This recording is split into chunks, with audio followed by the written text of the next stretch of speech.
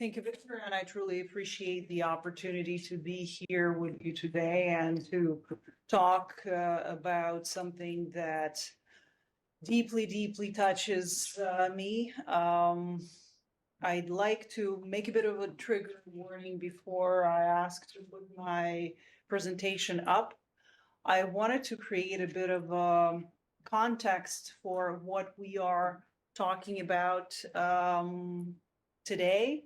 So what you will see is quite vivid and difficult, but I think it will help in understanding of what the country is dealing with, what the scale of destruction is like, how much rehabilitation and restoration would need to take place, and who are the people for whom we would need to care first so that they can do the said restoration.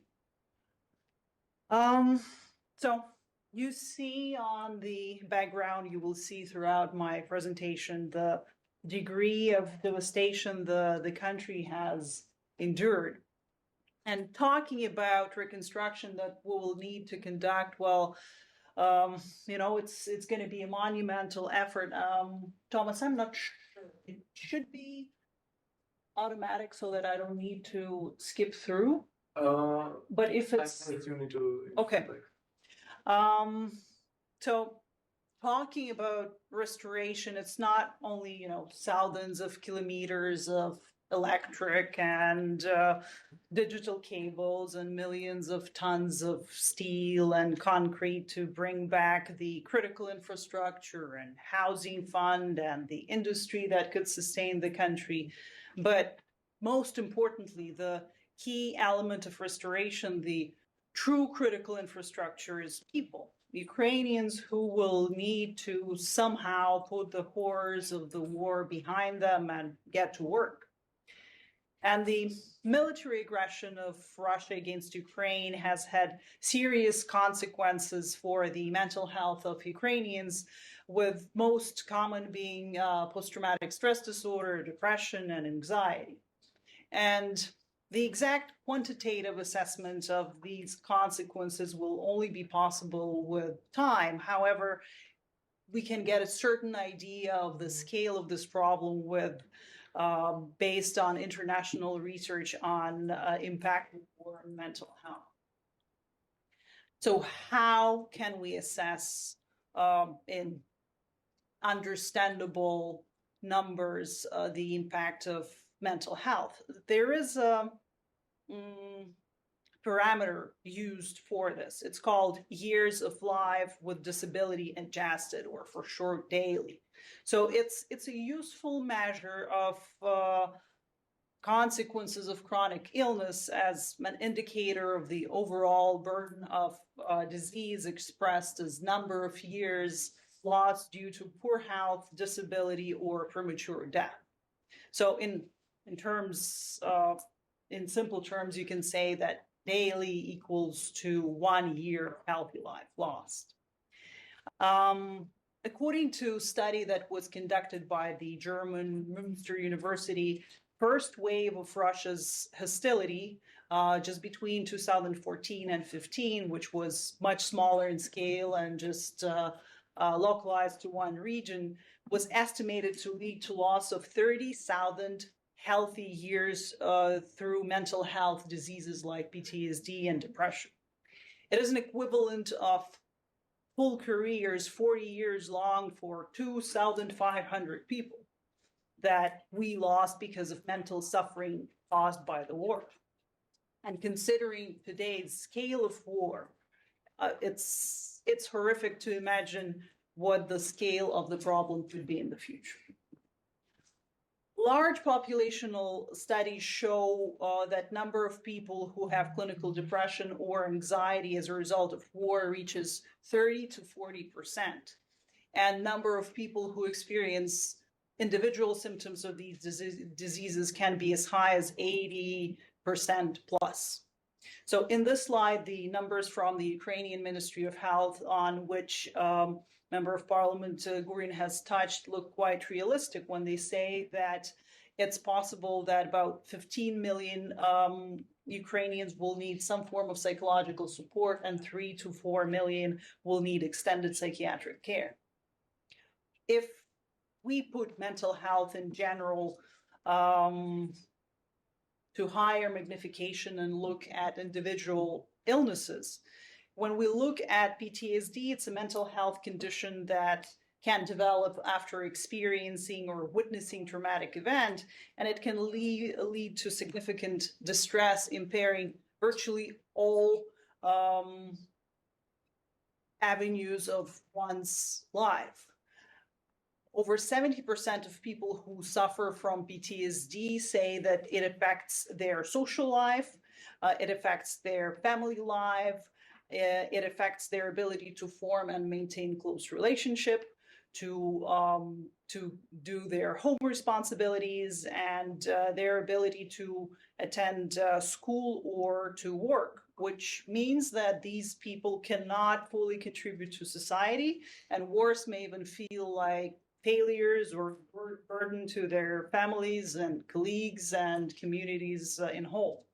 So failing to treat these people, imagine what a blow to economy it is. Rather than being contributors, they are becoming people who need to be cared for. And Ukraine will have the country to rebuild, so we need each and every one to be able to contribute to their fullest ability. So in Ukraine, millions of people today are afraid to go to sleep in fear of nightmares, night after night after night. And millions of people today are totally numbed out by everyday horrors and tragedy, and they are just living on autopilot. They are, their psyche is turned off to preserve them. And we will need to wake them up back to life in order for reconstruction to have any chance of success. And the methods that we have today in psychiatry, unfortunately, won't be able to help them all. Among the patients suffering from PTSD, some individuals may recover within a month, but for some, suffering may be prolonged for decades. And today, the bar for clinical success, for treatment success, is unacceptably low. So the methods of therapy that we have today, both pharmacotherapy, psychotherapy, the results that they lead is generally about 1/3 of patients get well, about 1/3 of patients get better, and for 1/3 of patients, they do not respond to existing treatments at all, which means that we are failing every third person. We are accepting the defeat and just leaving them hostage to their trauma. We are writing off our people while there are methods that could help them. And in case of Ukraine, it's very likely that we would not have the country today if every third warrior accepted a defeat. So how can we do the same to them? In cases that are resistant to existing modes of therapy, psychedelic-assisted therapy could be something that could help. Psychedelic-assisted therapy, or PAT for short, involves psychotherapy combined with use of drug-induced short-term changes in the functioning of different neuronal networks in the brain that facilitate psychotherapeutic effects. PAT with use of MDMA and psilocybin is already been used in expanded access programs in Israel, in the United States, and Canada. Australia has approved the use of these medications on national scale, and approval of MDMA-assisted therapy is expected in the United States as soon as next year. So how effective is this novel model of treatment? It is true that the effectiveness of PAT is higher than of first-line methods, at least in treatment of PTSD, depression, and some anxiety disorders, as confirmed by meta-analyses of clinical trials. We'll hear more from Professor Vermetten on these numbers. But what I wanted to touch on is cost effectiveness of these methods, because when new drugs are being brought to market, cost of treatment is not something that is factored into decision. If the medication is safe, efficacious, and somewhat better than the existing treatments on some parameter, it is brought to market, it is approved. And the cost of the therapy is a secondary consideration from regulatory point of view.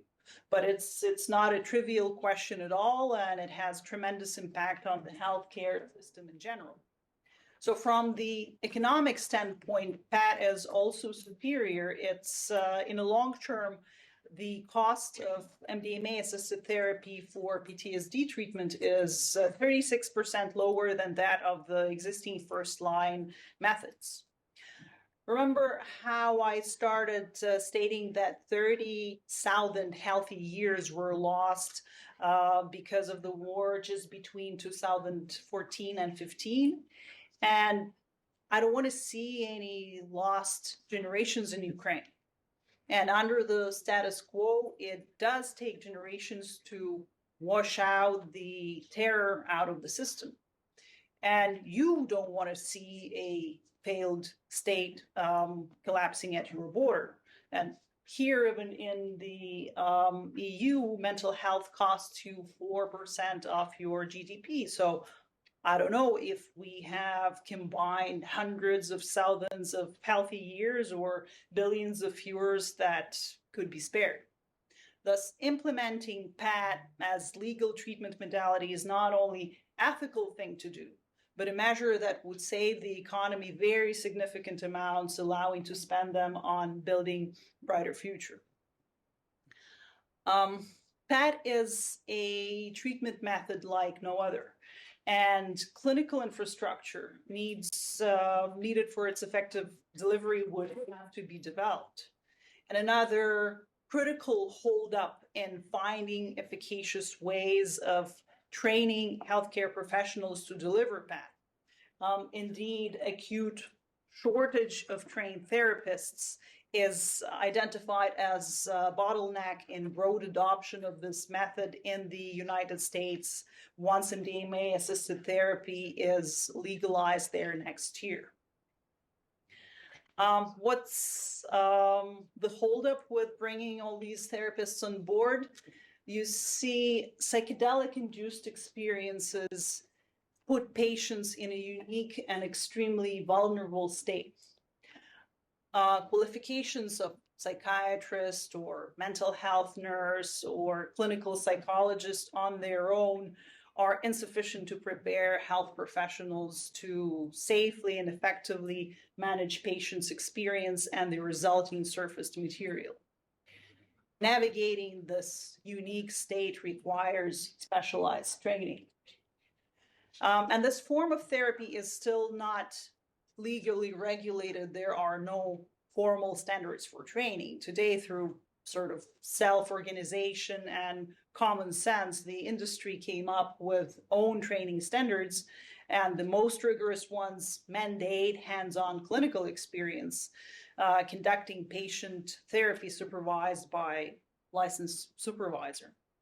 Clinical experience must be gained in a legal approved clinical setting, and today with this form of treatment being an experimental research modality, the only way to complete this requirement of practical training is through involvement in clinical trials. So what European Union could do to catch up to the world and with hope of your people's health and your country's economies is to get ahead in PAT adoption, seeing the troubles of other jurisdictions, get ahead of the problem and create pan-European training center that could serve as European Center of Excellence, providing opportunities for cutting-edge research and for training therapists. And I truly hope that same could be done in Ukraine, because we all have so much to learn from each other. And I just want to wrap it up saying that let's move away from stigma and prohibition to innovative and efficient treatments, because Ukraine truly needs it to recover and rebuild. Thank you.